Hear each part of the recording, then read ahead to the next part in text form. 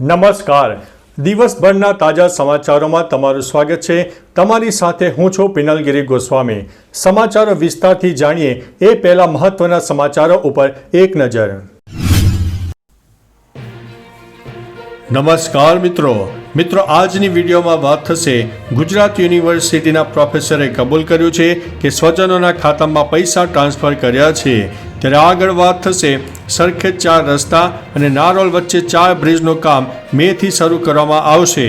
ત્યારે વાત થશે રાહુલ ગાંધીને સુપ્રીમ કોર્ટ તરફથી મોટી રાહત મળી રહી છે. ગણતરીના કલાકોમાં ગુજરાતના હવામાનમાં જોરદાર પલટો પણ આવી શકે છે.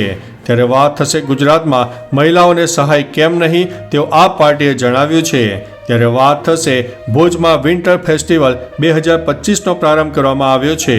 ત્યારે વાત થશે બનાસકાંઠા જિલ્લામાં વિભાજનનો વિવાદ વકર્યો છે. ડાકોર મંદિર ફરીથી આવ્યું છે વિવાદમાં. ત્યારે વાત થશે BCCIની નવી ગાઈડલાઇનની શરૂઆત કરવામાં આવી છે. ત્યારે વાત થશે સુરતના રત્ન કલાકારે ડોનાલ્ડ ટ્રમ્પની પ્રતિકૃતિવાળો ડાયમંડ બનાવ્યો છે. હવે મિત્રો સમાચારો વિસ્તારથી. અમેરિકાના નવનિયુક્ત પ્રમુખ ડોનાલ્ડ ટ્રમ્પને આપણે એક ગુજરાતીય હીરો બનાવી દીધા છે.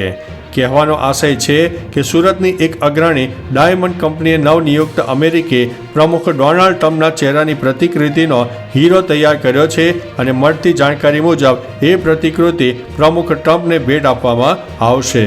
મિત્રો, અન્ય મહત્વના સમાચારની વાત કરીએ તો BCCIની નવી ગાઈડલાઇનની શરૂઆત કરવામાં આવી છે.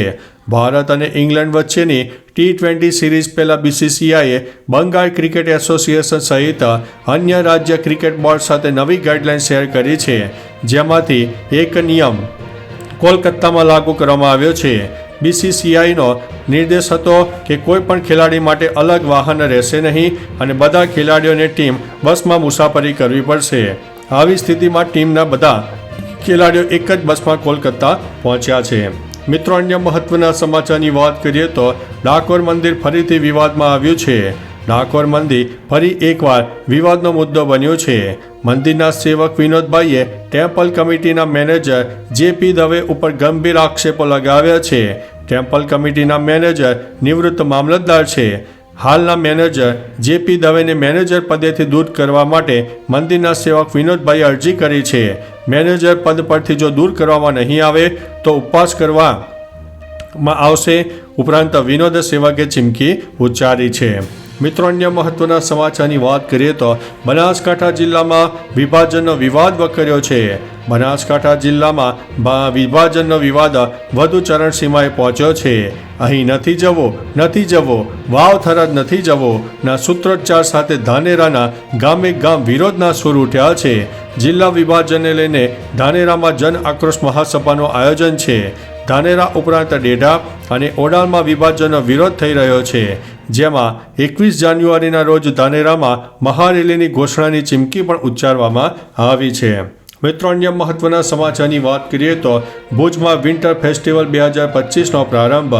ભુજના Shrujan living and learning design craft museum ખાતે વિન્ટર ફેસ્ટિવલ 2025નો પ્રારંભ થયો છે. જેમાં કચ્છ સાથે ઓડિશા રાજ્યની સંસ્કૃતિ, હસ્તકલા, લોકસંગીત અને લોકનૃત્યનું આદાન અને પ્રદાન થશે. સાથે જ વિવિધતામાં એકતાની અભિવ્યક્તિને કચ્છની ધરતી ઉપર સાકાર કરવાનો પ્રયત્ન કરવામાં આવ્યો છે. પ્રથમ દિવસે મોટી સંખ્યામાં લોકો આ ફેસ્ટિવલ માણવા માટે ઉમટી પડ્યા હતા. મિત્રો, અન્ય મહત્વના સમાચારની વાત કરીએ તો ગુજરાતમાં મહિલાઓને સહાય કેમ નહીં તેવું આપ પાર્ટીએ જણાવ્યું છે.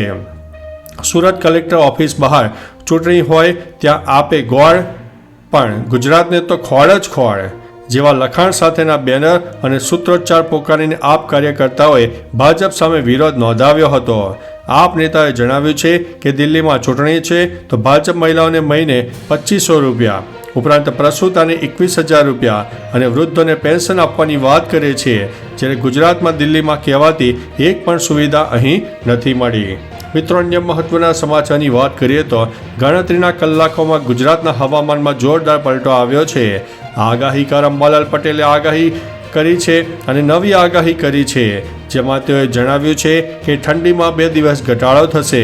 22 અને 23 જાન્યુઆરીથી દેશના ઉત્તરીય પર્વતીય પ્રદેશમાં હિમવર્ષાની સંભાવના રહેલી છે. જેના કારણે 22 અને 23 જાન્યુઆરીએ ગુજરાતમાં ઠંડી વધશે. આગામી 27 થી 30 જાન્યુઆરી દરમિયાન મજબૂત વેસ્ટર્ન ડિસ્ટર્બન્સ આવે તેવી પણ શક્યતા છે, જેના કારણે રાજ્યમાં માવઠાની શક્યતા પણ રહેલી છે. મિત્રો, અન્ય મહત્વના સમાચારની વાત કરીએ તો રાહુલ ગાંધીને સુપ્રીમ કોર્ટ તરફથી મોટી રાહત. અમિત શાહ વિરુદ્ધ કરેલી ટિપ્પણી બદલ માનહાનિના કેસને રદ કરવાની માંગ કરતી રાહુલ ગાંધીની અરજી પર સુપ્રીમ કોર્ટમાં સુનાવણી હાથ ધરવામાં આવી હતી. આ અંગે કોર્ટે ઝારખંડ સરકાર અને ભાજપના સ્થાનિક નેતાનો નોટિસ પાઠવી હતી. ભારતીય જનતા પાર્ટીના કાર્યકર નવીન ઝાએ 2019માં અમિત શાહ વિરુદ્ધ કરેલી ટિપ્પણી બદલ રાહુલ ગાંધી વિરુદ્ધ કેસ દાખલ કર્યો હતો. મિત્રો, અન્ય મહત્વના સમાચારની વાત કરીએ તો સરખેજ 4 રસ્તા અને નારોલ વચ્ચે 4 બ્રિજનું કામ મેથી શરૂ કરવામાં આવશે. સરખેજ ચોકડીથી નારોલ વચ્ચે 1200 કરોડના ખર્ચે 4 નવા બ્રિજ બનાવવાની કામગીરી 2 મહિનાથી શરૂ થશે. કામગીરીનો પ્રારંભ સૌથી પહેલા કોજી હોટલ જંકશનથી થશે. એ પછી પીરાણા જંકશન પર કામ શરૂ થશે. ત્યારબાદ તબક્કાવાર રોડ પહોળો કરાશે અને શાસ્ત્રી બ્રિજ અને એલિવેટેડ બ્રિજની કામગીરી શરૂ કરાશે. હાલમાં જુહાપુરાથી સરખેજ સુધી સોઇલ ટેસ્ટિંગ શરૂ કરવામાં આવ્યું છે. મિત્રો, અન્ય મહત્વના સમાચારની વાત કરીએ તો સ્વજનોના ખાતામાં પૈસા ટ્રાન્સફર કર્યાની પ્રોફેસરની કબૂલાત સામે આવી છે. ગુજરાત યુનિવર્સિટીના પ્રોફેસર કમલજીત લખતરિયા સામે યુનિવર્સિટીના 4.09 કરોડ રૂપિયાની ઉચાપત કર્યાની ફરિયાદ અમદાવાદ ક્રાઇમ બ્રાન્ચમાં નોંધાઈ છે. આ ઉપરાંત 16 કરોડ રૂપિયાના ખર્ચે તે બનેલો છે. તેના કોઈ હિસાબ આપવામાં આવ્યા નથી. કમલજીત લખતરિયાની તપાસમાં નોલેજ પાર્ટનરને 70% રકમ આપવાની પણ વાત કરી હતી. ક્રાઇમ બ્રાન્ચ દ્વારા 60 નોલેજ પાર્ટનર સામે પણ તપાસ કરવામાં આવશે. તો ચાલો મિત્રો, ફરીથી દેશ અને દુનિયાના સુપરફાસ્ટ સમાચાર લઈને મળતા રહીશો. ત્યાં સુધી અમને રજા આપશો. નમસ્તે.